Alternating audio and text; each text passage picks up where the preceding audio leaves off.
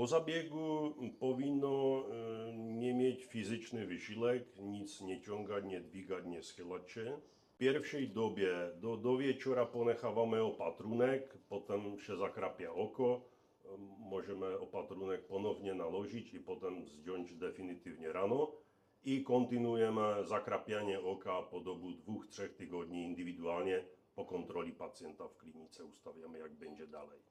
Optymalne jest, jak pacjent podczas snu spí na plecach, no ale jakby się dostał do sytuacji, że niemożliwe tak zrobić, no to tolerujemy i spanie na boku. Na tej nieoperowanej stronie idealnie.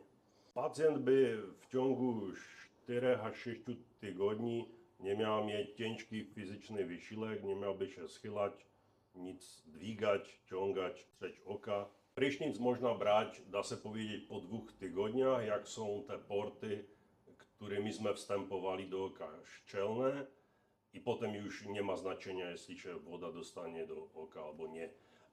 Basen i aktywity z wodą można robić po 4 tygodniach.